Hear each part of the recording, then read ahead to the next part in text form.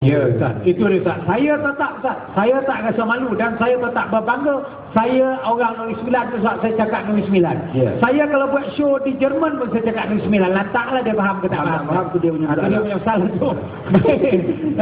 Macam Ustaz cakap tadi tuan-tuan, bahawa kita ni negara yang kata yang bertuah kerana kita tak berperang. Mak kata Ustaz tadi sikit tu adalah itu bukan perang, maknanya berselisih faham sedikit. Sedangkan lidah lagi tergigit. Sebab Ustaz tak nyanyi, saya nyanyilah.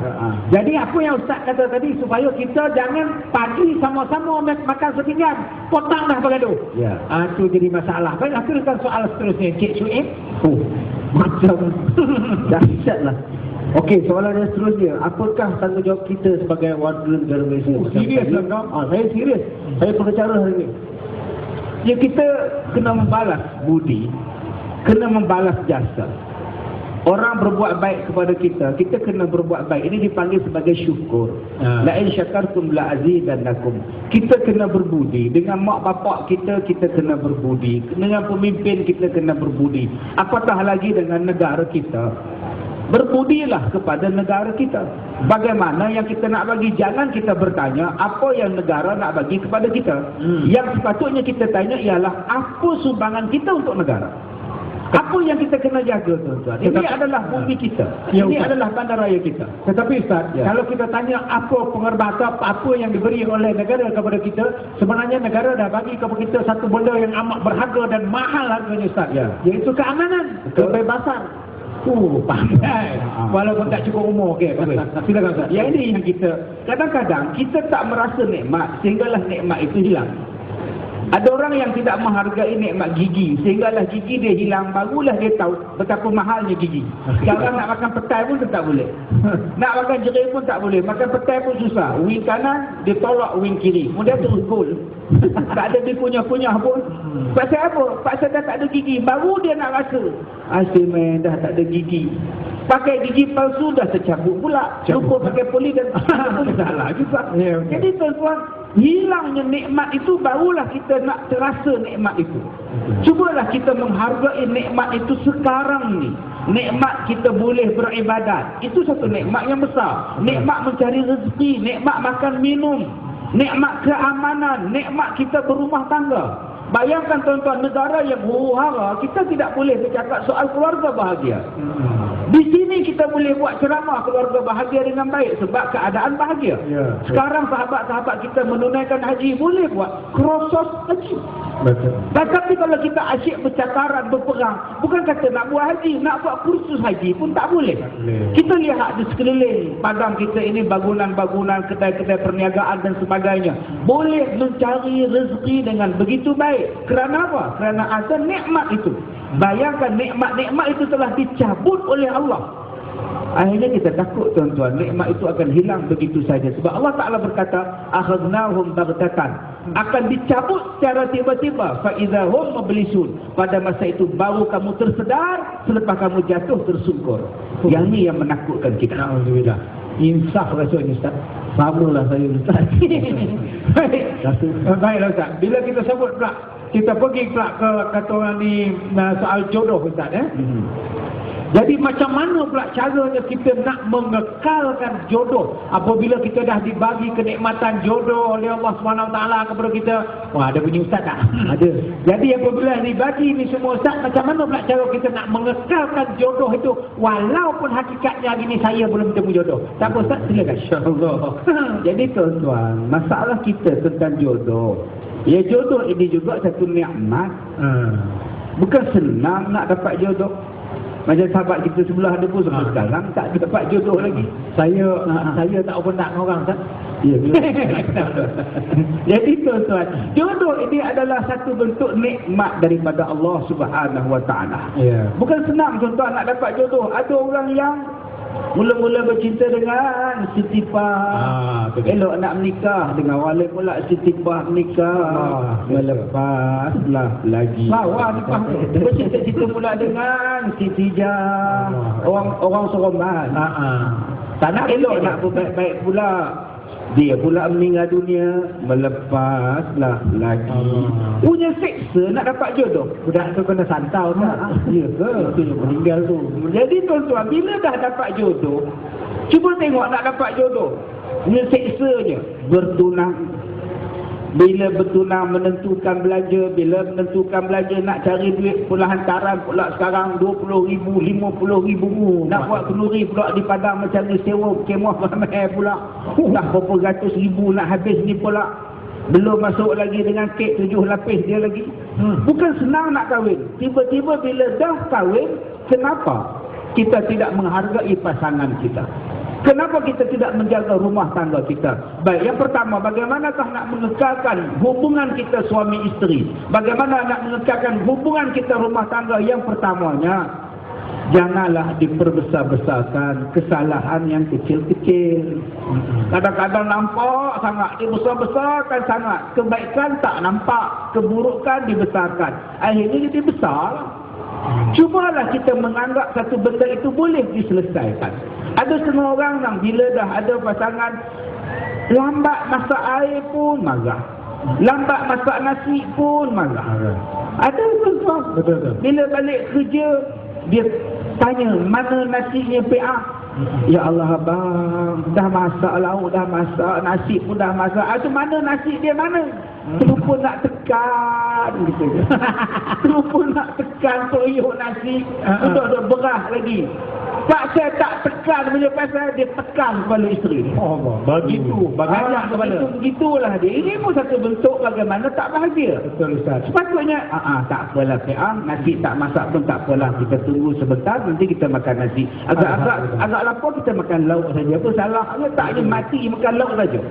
Tapi perangai kita ini ialah suka mencari salah. Yang keduanya bagaimana nak mengekalkan hubungan rumah tangga kita ialah menghargai pasangan kita. Menghargai.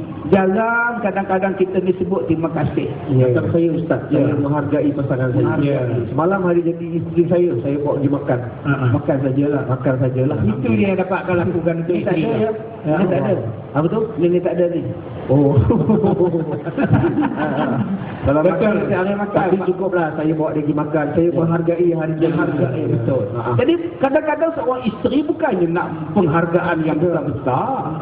Suami kita bukan nak penghargaan yang besar-besar. Bawa dia pergi berjalan pasar malam pun dah cukup.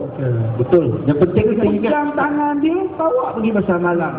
Orang Kedah kata habis meta. Out meter dia. Bawa ke pasar malam je. Abang, sate. Sambil pegang tangan. Sambil berjalan makan sate. Abang, belon.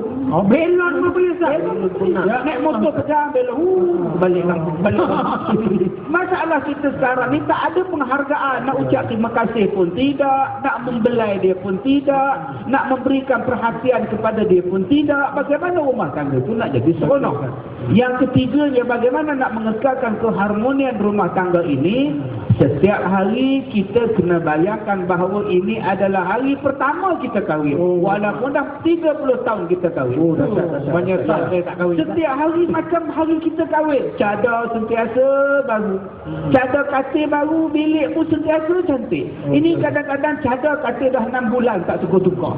Tengah-tengahnya dah lain color. Tepi color lain, tengah-tengah dah pudar color. Tak batik je lah. Nak kata batik, bukan batik. Batik. Tak apa benda tukar kita. Benda tahu tengah-tengah. Dah pudar, tak pula tukar. Jadi kadang-kadang kita rasa benda tu dah tak seronok. Betul. Cuba kita tengok mula-mula kahwin. Mula-mula kahwin malam pertama. Isteri mengadu. Abang, nyamuk. Dia kejarnya nyamuk tu. Celaka punya nyamuk. Bukan nyamuk. Bukan dalam rumah orang punya nyamuk. Habis dia kerja. Sekarang kalau dah 20 tahun isteri kata abang nyamuk, dengan ada taknya mati dengan nyamuk tu. Ini yang telah bertukar. Dia pula cakap Zat. Kalau dia kata abang nyamuk, dah tahu nyamuk, tolan buat nyamuk tu. Buat nyamuk saya bini tolan. Jadi ini penyakit kita sekarang ialah kita jadi lesu, tak menyeronokkan. Tak menyeronokkan sebab apa? Sebab kita tak menjadikan dia sentiasa segar. Yang keempatnya ialah kena faham perangai isteri, kena faham perangai suami. Sebab tu kalau kita sentiasa memahami, insya-Allah suami dia tu mesti ada masalah. Oh, masalah kita dah faham. Kalau suami batuk, kalau kita dah biasa suami batuk pun kita faham. Itu tandanya nak kopi. Kalau dia batuk 2 kali itu nak teh. Kalau batuknya banyak kali itu ngajak masuk bilik. Kalau berkali-kali itu tandanya carilah ubat batuk. Itu ubat batuk. Dah satu dia penyakit batuk. Baik, itu dia 4 faktor yang perlu untuk kita menjaga keharmonian rumah tangga. Betul Ustaz. Ada kawan saya ni Ustaz, dia kata kalau dia balik, kata dia kalau tak ada sama belacan, losong batu dia losotnya.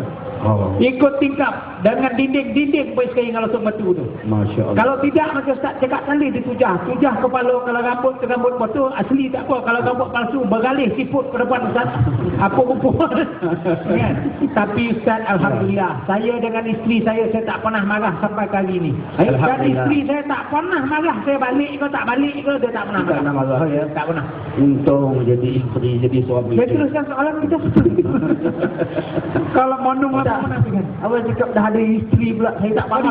Soalan tu macam sambung dengan soalan baru. Saya isteri nombor 4 pun saya tak sampai sekarang saya tak tahu nama dia apa. Jadi Ustaz saya nak tanya, saya bila dengar Ustaz cerita begitu saya rindu pula dengan bini saya. Macam mana nak buat ni? Ya.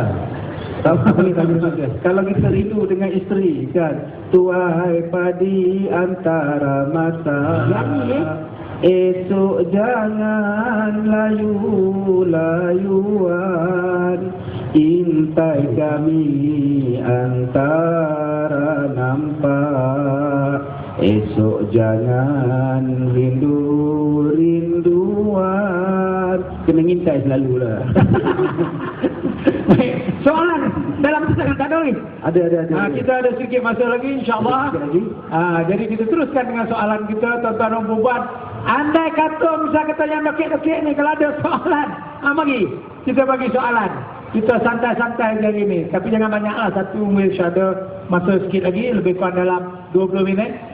Kita boleh teruskan. Silakan. Okey. Ustaz, apakah jati diri yang diperlukan oleh kita untuk mengisi kemerdekaan negara?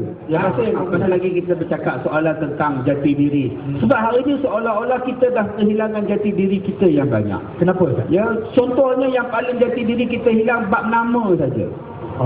Nama saja pun dah elok-elok diberikan nama yang baik-baik dah ditukar kepada nama yang tak berapa baik. Yang nama-nama dah mak bubuh elok dah Maryam, dah tukar pada nama-nama lain.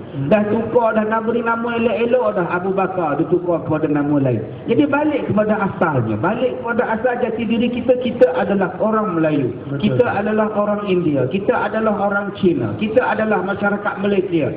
Berbanggalah kita dengan Malaysia. Berbanggalah kita dengan jati diri kita. Kita ada budaya kita sendiri. Orang Cina ada budaya Cina dia, orang India ada budaya India dia, orang Melayu ada budaya Melayu dia. Berbangga dengan kebudayaan ini dan kepelbagaian ini. Sebab itu kita di negara Malaysia ni kita lihat semua budaya ini diraikan.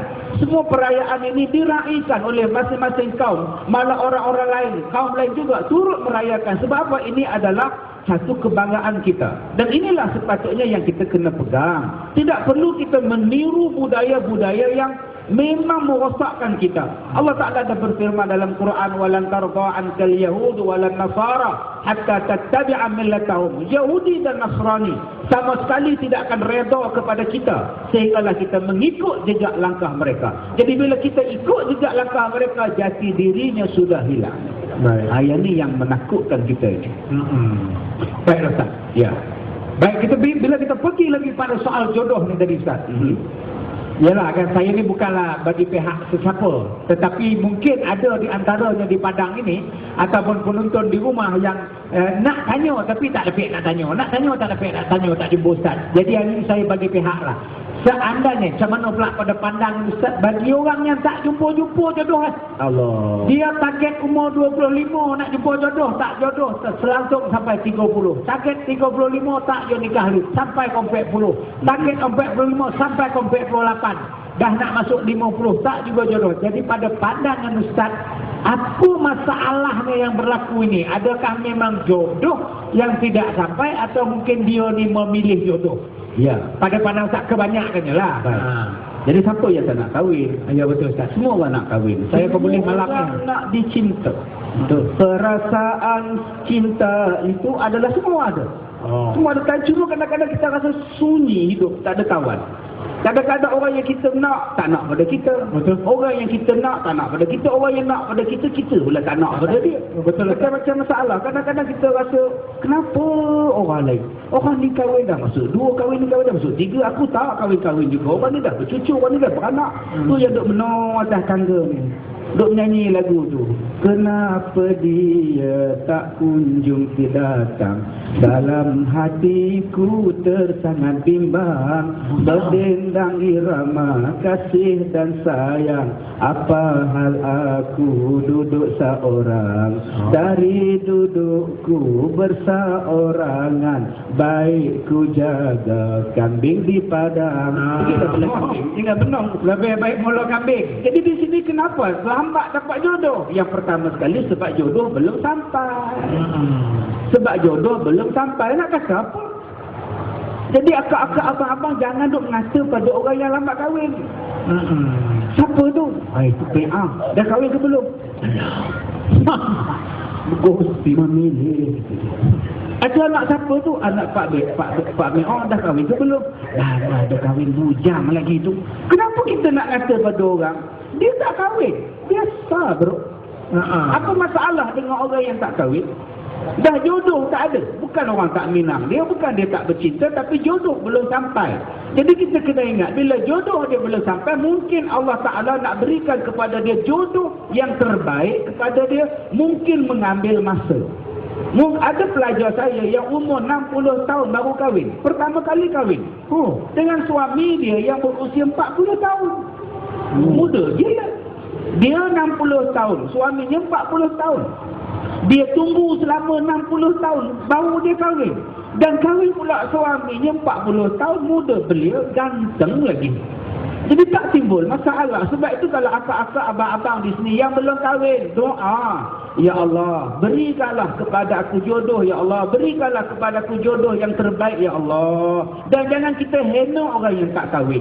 Kalau dia mati dalam tak kahwin pun, benda ini pernah ditanya oleh Siti Aisyah kepada Rasulullah. Ya Rasulullah, bagaimana kami yang tak kahwin? Bagaimana kami yang tak ada anak? Bagaimana kami yang tak ada jodoh? Siapa yang nak menunggu kami di hadapan pintu syurga? Rasulullah menjawab, aku yang akan menunggu mereka di hadapan pintu syurga. Alhamdulillah Ustaz. Tapi dengan syarat sembahyang lah. Ya, dengan sembahyang pula. Tak, saya tadi rasa terasing Ustaz, tapi bila Ustaz cakap macam tu rasa apa. Ya, jadi kita kena ingat bahawa Rasulullah menunggu. Tapi bukanlah di sini akak-akak abang-abang jangan tak kahwin pula. Kerana berkahwin itu lagi besar manfaatnya, lagi baik manfaatnya. Di situ. Cuma saya sebut, jangan kita menghina orang yang tak kahwin. Mungkin jodohnya belum sampai. Kalau agak-agak orang tak minang dia, hukum dia harus pergi meminang orang laki-laki. Tak jadi salah. Tapi bukan dia yang meminang. Keluarga dia, bukan dia datang. Abang Ebi, Marina nak minang Abang Ebi, itu bukan minang nama Kalau dia. dia yang datang sendiri Ustaz, saya jawab macam mana? Jangan. Sekarang je lah.